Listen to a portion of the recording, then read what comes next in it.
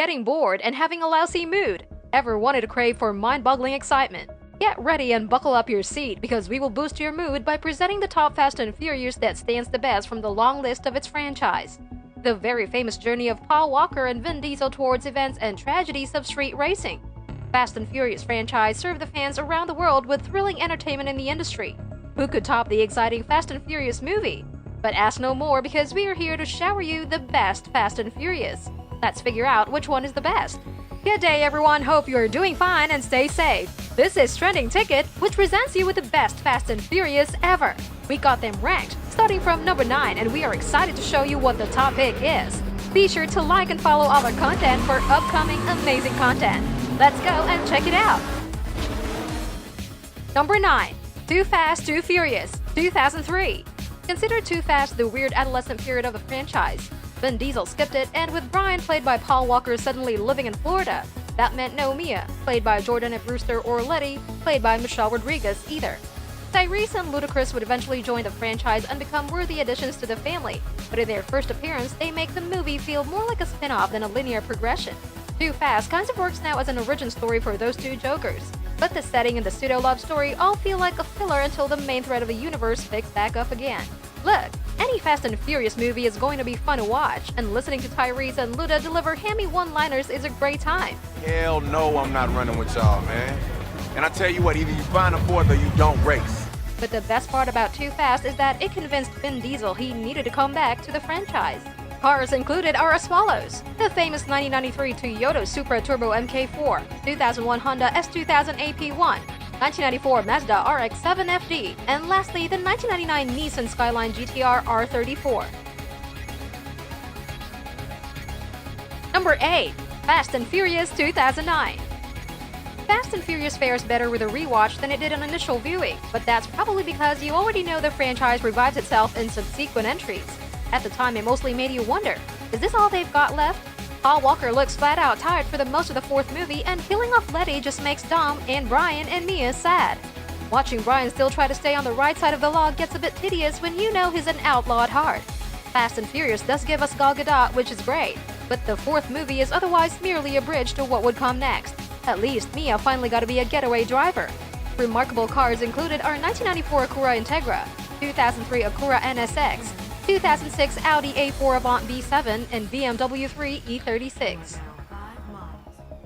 Number 7. Fast and Furious Tokyo Drift 2006. The best kept secret in the whole Fast universe is that Tokyo Drift is pretty great. The concept needed a reset after the band got broken up in Too Fast, so the series went to study abroad in Japan for a semester. Lucas Black and Bow Wow star in what's an action-powered light drama about high school outsiders. An American teenager named Sean Boswell is a loner in school. However, he challenges his rival for illegal street racing and he totals his car at the end of the race. To avoid time in prison, he is sent to Tokyo to live with his father who is in the military. As soon as he arrives, he discovers a new, fun but dangerous way of street racing in the underworld of the streets of Tokyo, Japan. Drift is mostly indispensable for introducing Song Kang's Japan, and his death in the movie serves as a sort of prologue for Furious 7. Much like Fast and Furious, Drift is improved by the way the franchise grew up after it. So thanks for the memories, Tokyo. Number 6. The Fate of the Furious 2017. Emily Yoshida says, "Fate is weighed down by its muscle, and it's easy to see why. It's the first installment made completely without Walker, and the movie struggles to find an emotional center without him. Instead, there's a circle the wagons approach that brings back almost every living character who has passed through the Fast family, and it's these guest stars, particularly Jason Statham, who has a wonderful sequence with a baby, who lift Fate of the Furious when it starts to drag. The dynamic between the primary players is so ingrained it works like clockwork by now. And if Dom and Lenny and the rest of the family become some kind of impossible mission force overseen by Russell's Mr. Nobody, well, that's a Furious future worth exploring."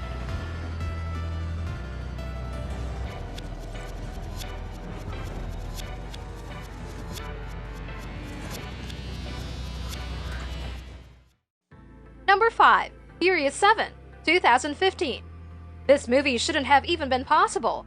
Vin Diesel and The Rock and Jason Statham, Kurt Russell and Ronda Rousey and the entire principal Fast cast all in the same movie? And it was awesome instead of a bloated catastrophe. Unreal. Furious 7 is a case study in a movie's writers having an ethos of and instead of, or no fantasy is left unfulfilled here. Dom and Brian drive a car from one skyscraper to another, through the air. Michelle Rodriguez even wages her fight scene in a ball gown, if that's what you've been waiting for. Did we mention Kurt Russell is there? But for all their bombast, the sneakily most enduring thing about these movies is how much we've come to care for the cast over the years. The sins of the past seems to be catching up with Dominic Toretto, Brian O'Connor, and his crew when Deckard Shaw shows up to seek revenge for the travails of his younger brother. When a young unknown hacker who claims to have developed God's eye is also thrown into the mix, things go haywire and Toretto and his crew need to save the hacker and also settle their scores with Shaw. The ending of Furious 7, in which a digital Paul Walker gives one last sun-dappled smile before driving off to heaven in a white car, could have easily felt exploitative. But it's so big and so heartfelt that it's a perfect cinematic moment. Who doesn't dream of getting the chance to bid goodbye to a lost friend one last time? Number 4. Fast 5, 2011. After Fast and Furious, things were looking a little bleak for the franchise. Fast 5 was a go-for-broke attempt that would either rejuvenate Fast films or be their death knell. Fortunately, it was very much the former. 5 juiced up the franchise by abandoning car races in favor of a series of ever more elaborate heists and became the first in the series to make more than $200 million at the domestic box office. It also earned the strongest critical reviews for the series to that point. And Fast 5 is a great action movie. Dom gives one of his signature at the hood of a car lectures to Hobbs. Dominic Toretto and Brian O'Connor have still wanted men. They are now in Brazil along with Dom's sister, Mia. They were hired to do a job, but it seems they were being used by someone, and now that someone is after them. They decide to go after him, so they bring in some of their friends to help them. And at the same time, Luke Hobbs, a government agent who specializes in tracking down fugitives, arrives in Brazil and is determined to get them. The Rock shows up and fights Vin Diesel. A pair of Dodge Chargers use giant steel safe as a wrecking ball. This is the movie that birthed the franchise we know today. Number 3. Fast and Furious 6, 2013. The second and third spots on this list are so close, we had to go to the photo finish for verification. But in the famous words of Dominic Toretto, it doesn't matter whether you win by an inch or a mile. Winning's winning. But Furious 6 has a few key factors that push it over the top. The essential Sung Kang is still around, as is his adorable burgeoning romance with Gal Gadot's Giselle. Michelle Rodriguez returns after being absent from most of the 2 previous films and gets one of the best fight sequences in the whole series opposite MMA champion Gina Carano. Furious 7 had Ronda Rousey, but she can't match Carano's brooding charisma. The Rock joins the team, which means he gets to fight alongside Diesel, not against him. There's also Tyrese's tank-evading leap and the just the right amount of crazy moment when Dom soars over the bridge to catch Letty in mid-air. These are all signature scenes in the series, and they're tied together to make the family whole again. It ends with everyone hanging out in the Toretto backyard in LA for what would turn out to be the final time. There's still no better place to close out a Fast movie than that. First bite, he's got grace. House rules, man, house rules. Number 2. Fast and Furious presents Hobbs and Shaw, 2019. Many would say masterpiece, others don't. It certainly has some problems, but the movie knew exactly what it needed to be and what it needed to do, and it did well. Statham, Johnson, Elba, and the rest of the cast all did a pretty good job. The action is over the top but entertaining and exciting. The movie was also pretty self-aware and wasn't as arrogant like the other Fast and Furious movies. And we love the choice to make Fast and Furious movie with such a bizarre and over-the-top plot. At some points, the movie got a little too repetitive and cliché for me, and some of the jokes and skits were a little bit weaker than others. But like I said, this movie is not the one made to be a masterpiece or to be analyzed for messages or deeper meaning. It's just a dumb summer movie, but a really good one at that.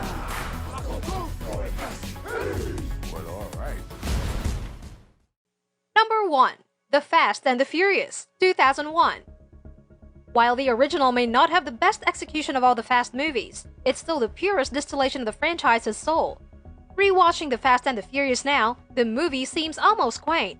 Although tanks and submarines and flying supercars sometimes make it easy to forget that this all started with a notion of living your life a quarter mile at a time.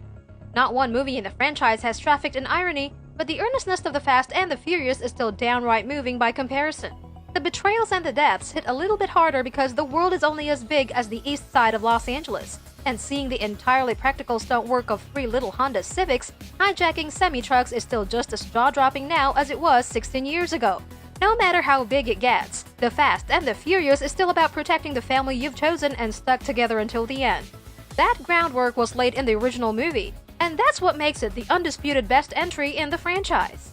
In 2001, it seemed impossible that a $40 million movie about car racing starring the guy from The Skulls would go on to spawn a franchise featuring 9 installments and multiple Academy Award winners. And yet, as surely as a NOS button will speed a vehicle across the finish line, that is exactly what's happened. After watching all 9 ultra-jacked films and taking into consideration things like critical reception, box office performance, significance to the franchise, heartstrings pulled, and lessons imparted. There you go, guys, our best Fast and Furious rank that show through the years of its existence. What do you think about the impact they have made for the fans? Any thoughts on the upcoming film? Let us know in the comments below. And don't forget to share our video. Smash the subscribe button. Click the notification bell. See you in the next video.